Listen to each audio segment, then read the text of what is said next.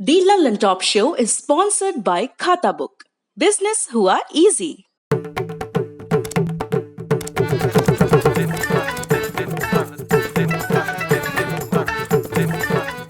झंझट से मुक्ति, खाता बुक से दोस्ती। खाता बुक, बिजनेस हुआ इजी।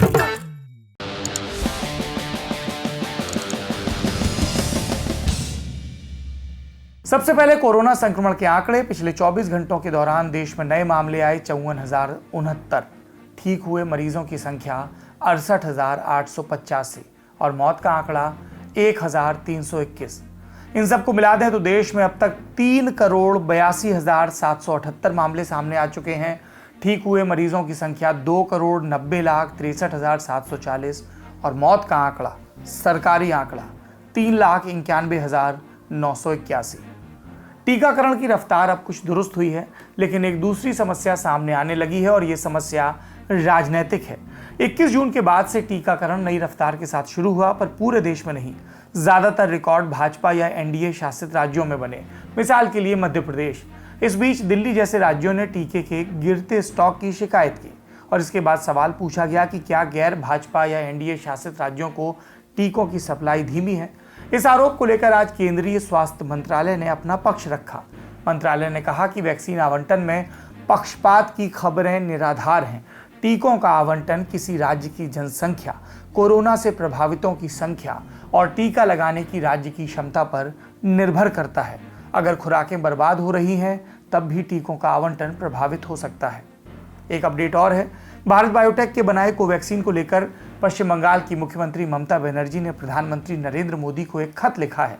इसमें मांग की कि सरकार WHO से जल्द कोवैक्सीन को, यानी भारत बायोटेक की वैक्सीन को मान्यता दिलवाए, ताकि इसे लगाकर विदेश जाने वाले छात्रों को किसी समस्या का सामना न करना पड़े। दूसरी सुर्खी आज रिलायंस इंडस्ट्रीज लिमिटेड ने बनाई। ये भारत की सबसे बड़ी प्राइवेट कंपनी है और इसीलिए इसकी एनुअल जनरल मीटिंग पर बाजार की नजर रहती है। एनुअल जनरल मीटिंग में कंपनी अपने शेयर धारकों को साल भर के कामकाज का हिसाब देती है। आज हुई मीटिंग वर्चुअल थी क्योंकि महामारी के चलते प्रतिबंध लागू हैं। आज कंपनी ने पहला बड़ा ऐलान किया, जियो फोन नेक्स्ट।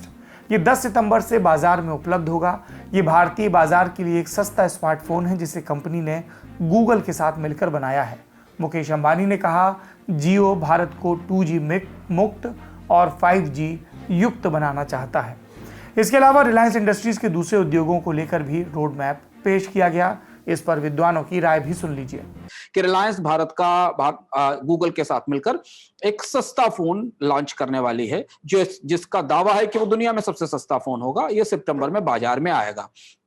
गूगल के साथ मिलकर क्यों? इसलिए क्योंकि जियो ने एक बहुत बड़ा तकनीक और सप्लायर्स का कांग्लोमरेट भारत में तैयार किया है, जिसमें माइक्रोसॉफ्ट भी उसकी पार्टनर है, जिसमें क्वालकॉम भी उसकी पार्टनर है, जिसमें फेसबुक भी उसकी पार्टनर है, जिसमें गूगल भी उसकी पार्टनर है। गूगल के साथ क्यों? क्योंकि गूगल दुनिया में सबसे बड़े मोबाइल ऑपरेटिंग सिस्टम की मालिक है, जिसको हम एंड्रॉयड कहते हैं, और वो एंड्रॉयड होने के कारण रिलायंस को अपनी तकनीक को उसके साथ जोड़कर चलाने में सुविधा होगी। अब यहां से होगा क्या दो बड़े बदलाव होंगे और क्या चीजें इसमें पंक्तियों के मध्य हैं या बिटवीन द लाइंस हैं। भारत में 5G सर्विस लॉन्च होने वाली है। रिलायंस ने आज हमें यह भी बताया कि 5G के लिए वो गूगल के क्लाउड सर्वर का इस्तेमाल करेगा, यानी गूगल के क्लाउड पर जाकर वो 5G सर्विस लॉन्च की जाएगी।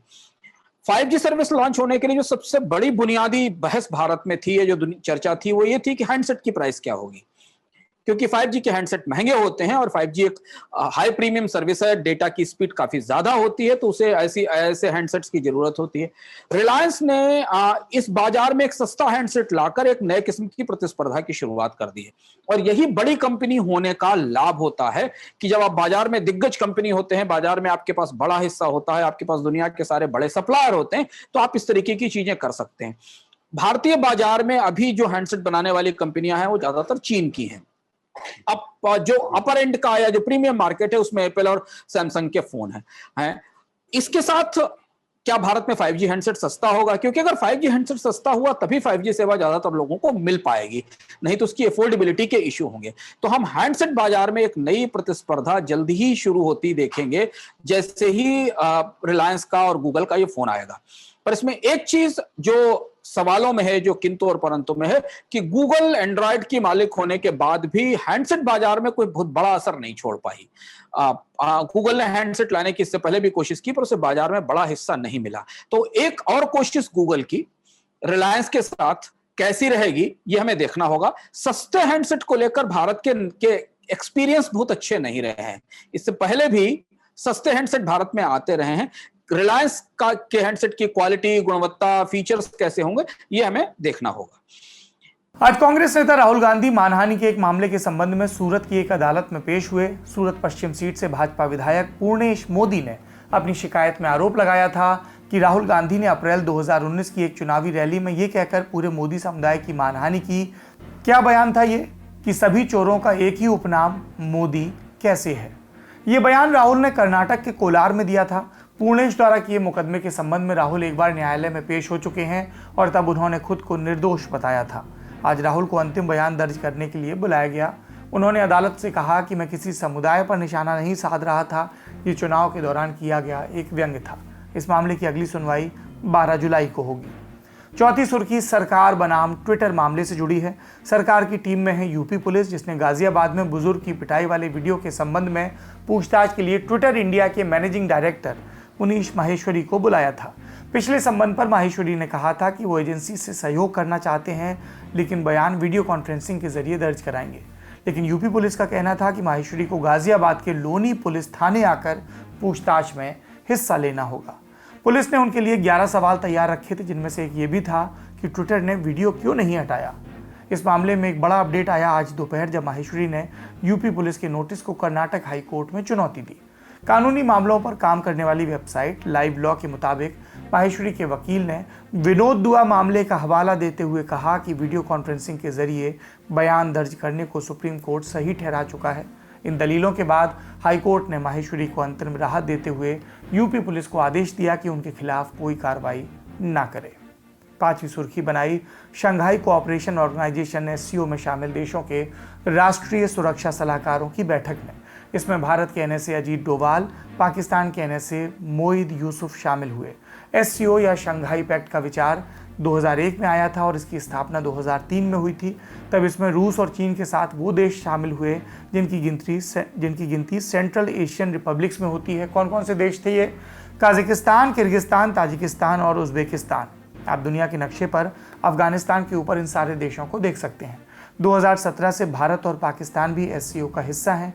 SCO का काम है सदस्य देशों के बीच राजनीतिक, आर्थिक और रक्षा मामलों में सहयोग स्थापित करना। डोभाल सितंबर 2020 में भी SCO की एक वर्चुअल बैठक में शामिल हुए थे। तब पाकिस्तान के एक प्रतिनिधि ने एक ऐसा नक्शा दिखाया था जिसमें कश्मीर के इलाके में भारत की अंतर्राष्ट्रीय सीमाओं से छेड़छाड़ की गई थी और इसके विरोध में डोभाल ने बैठक छोड़ दी थी। अब आते हैं 23 जून की बैठक पर, जो हुई ताजिकिस्तान की राजधानी दुशानबे में। इससे जुड़ी जानकारियां आज सामने आई। समाचार एजेंसी ANI के मुताबिक NSA अजीत डोभाल ने बैठक के दौरान लश्कर-ए-तैयबा और जैश-ए-मोहम्मद के खिलाफ एक एक्शन प्लान बनाने का प्रस्ताव दिया। डोभाल ने कहा कि ये एक्शन प्लान SCO के तहत काम करे। उन्होंने आतंकवादी गतिविधियों की फंडिंग रोकने के लिए अंतर्राष्ट्रीय मानकों को अपनाते हुए FATF और SCO के बीच एक समझौते का प्रस्ताव भी दिया। FATF, लश्कर और जैश के जिक्र से साफ हो गया कि डोभाल का इशारा किस तरफ है। डोभाल ने यह भी कहा कि अफगानिस्तान में बीते 2 दशकों के हासिल को बर्बाद होने से रोकना जरूरी है और इसे लेकर SCO को अपनी भूमिका में विस्तार करना चाहिए। आप दर्शक ये भी जान लें चलते चलते ये FATF क्या है। FATF यानी फाइनेंशियल एक्शन टास्क फोर्स। इसका गठन आतंकवादी गतिविधियों की फंडिंग को रोकने के लिए हुआ। FATF अगर पाए कि कोई देश अपने यहाँ टेरर फंडिंग को नहीं रोक पा रहा तो उसे IMF और वर्ल्ड बैंक जैसी अंतर्राष्ट्रीय संस्थाएं कर्ज नहीं देती। पाकिस्तान FATF के निशाने पर पहले से है। इस संस्था की बैठक इन दिनों चल रही है और 25 जून को इसके नतीजे आएंगे। इस दिन ये भी तय होगा कि पाकिस्तान को ग्रे लिस्ट में रखा जाए या ब्लैक लिस्ट में। छठी सुर्खी का संबंध एक बम धमाके से है। इस साल 29 जनवरी के रोज इजराइल के दूतावास के बाहर एक कम तीव्रता वाला धमाका हुआ था। इसमें किसी को चोट नहीं आई थी, लेकिन हाई सिक्योरिटी वाले इलाके में हुई इस घटना ने एजेंसियों के कान खड़े कर दिए थे। NIA ने तुरंत जांच शुरू कर दी। 15 जून को 2 आरोपियों को CCTV फुटेज भी जारी हुई। एजेंसी ने 2 संदिग्धों पर 10 लाख का इनाम भी रखा। अब खबर आई है कि दिल्ली पुलिस ने कारगिल से 4 छात्रों को हिरासत में लिया है। फिलहाल ये तय नहीं है कि एजेंसियां घटना में इनकी कैसी भूमिका देख रही हैं, लेकिन इस बात की पूरी संभावना है कि NIA इन्हें कस्टडी में लेकर पूछताछ करेगी। आखिरी सुर्खी सुप्रीम कोर्ट से है। अदालत ने आज देश के सभी शिक्षा बोर्ड्स को आदेश दिया कि 10 दिन के भीतर 12वीं के नतीजों के लिए एक स्कीम लाएं और इसके तहत 31 जुलाई तक परिणाम घोषित करें। सीबीएसई और सीआईएससीई भी इसी समय सीमा के मुताबिक अपने परिणामों का ऐलान करने वाले हैं।